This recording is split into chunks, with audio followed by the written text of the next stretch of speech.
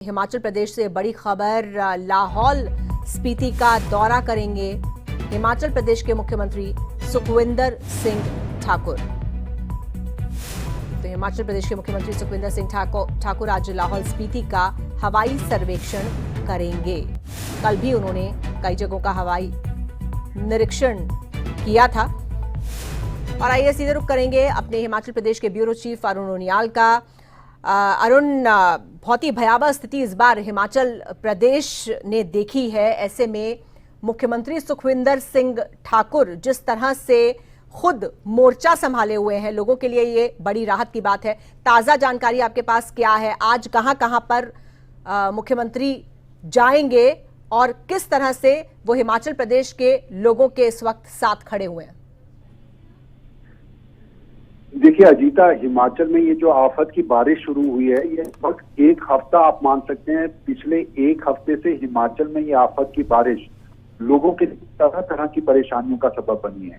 और सरकार के सामने सबसे बड़ी दिक्कत ये है कि इसमें ना केवल बिजली, पानी, ये जो मूलभूत सुविधाओं की आप जिक्र करते हैं, ना केवल वो मुनासिब तरीके से लोगों तक पहुंचाने की दिक्कत सरकार के सामने पड़ी है, लेकिन जान को बचाना, जो पर्यटक जिन इलाकों में आए हैं उनको किसी तरह से रिस्टोर करके रिलीफ कैंप में रखना और रिलीफ कैंप के बाद उनको अपने परिजनों तक या अपने गंतव्य तक, ये एक बड़ी चुनौती बन चुकी है। और सबसे प्रभावित जिले हिमाचल प्रदेश के अंदर अगर कोई रहे हैं तो मंडी के साथ साथ इसमें कुल्लू, मनाली और इसके अलावा लाहौल स्पीति जैसे इलाके हैं। बड़ी छन छन कर खबरें हमारे को जनजातीय इलाके किन्नौर से भी आ रही हैं, लेकिन हिमाचल प्रदेश में सबसे प्रभावित अगर कोई इलाका रहा है, पर्यटन की दृष्टि से अपार सुंदरता की वजह से खींचे चले आते हैं पर्यटक।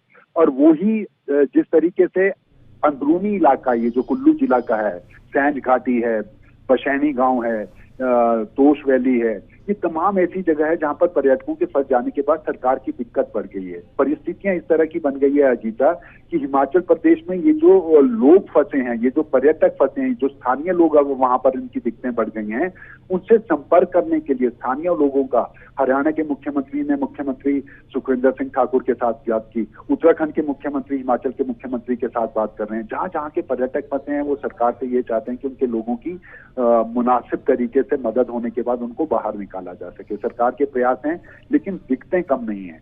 और उसमें सबसे बड़ा फर्क अगर हमारे को कुल्लू घाटी के अंदर, मनाली घाटी के अंदर और लाहौल घाटी के अंदर देखने को मिला है, तो कम्युनिकेशन कट गया है। बिजली नहीं है, मोबाइल्स नहीं चल रहे हैं, नेटवर्क काम नहीं कर रहे हैं। सरकार ने लगातार इसमें रिलीफ कैंप में जो अपना ड्रोन की तकनीक के साथ, हेलीकॉप्टर की मदद के साथ मदद पहुंचाने का काम भी किया है, सैटेलाइट फोन तक पहुंचाने का काम किया है। सरकार इंतजार कर रही है केंद्र सरकार की तरफ से मदद मिलती। आप याद करें, गिरी से सेना के हेलीकॉप्टर से 5 लोगों को बचाया गया। तमाम तरह से कोशिश हो रही है, लेकिन ये खराब मौसम मदद दिलाने तक की जो है वो तस्वीर सामने पेश नहीं कर रहा है। चंद्रताल से हेलीकॉप्टर की जो निकालने की मदद होनी चाहिए थी, वो फ्लाइट नहीं हो सकी। तो तमाम लेकिन अरुण, इससे पहले हमारी बात हो रही थी कुल्लू के जो विधायक हैं सुंदर सिंह ठाकुर, उनका कहना यह था कि 80% तक टूरिस्ट जो हैं वो निकाले जा चुके हैं, सुरक्षित वापस अपने अपने घरों में भेजे जा चुके हैं, बिजली व्यवस्था बहाल हो चुकी है और राहत शिविर में खाली कुछ जो घुमंतरू या उस तरह के लोग होते हैं, थोड़े से ही लोग हैं जो राहत शिविरों में हैं। तो ऐसी कोई बड़ी, उनकी बातों से ऐसा महसूस हुआ मानो स्थिति बहुत हद तक बहुत बेहतर हो गई है रातों रात। अजीता, ये बात बिल्कुल आप मान सकते हैं। तकलीफ में सरकार है, तकलीफ में प्रशासन है, उससे ज्यादा तकलीफ में वो लोग हैं जो फंसे हैं।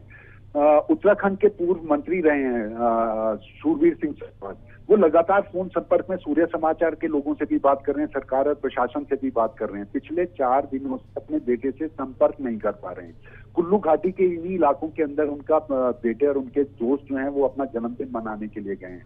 मैं आपको लगातार कह रहा हूँ, तस्वीर भयावह नहीं है, क्योंकि नियंत्रण के अंदर स्थिति होने का दावा जो है वो राज्य सरकार और प्रशासन की तरफ से किया जा रहा है। हिमाचल में सबसे अच्छा अगर आपको रिलीफ अगर इसमें मिलेगा तो यही मिलेगा कि जो पर्यटक, जो स्थानीय लोग ऐसे आफत भरे इलाकों के अंदर फंसे हैं, उनको रिलीफ कैंप के जरिए सुरक्षित तो रखा गया है, लेकिन परेशानी यह है कि कम्युनिकेशन नहीं होने की वजह से लोगों की परेशानी खत्म नहीं हो रही है।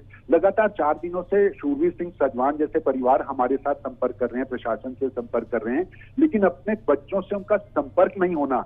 अजीता, आप मनोस्थिति समझ सकते हैं एक परिवार की कि उनका बेटा गया है लेकिन 4 दिन से उसके बारे में कोई खबर नहीं मिल पा रही, तो क्या स्थितियां उन लोगों की, उन परिवारों की होगी।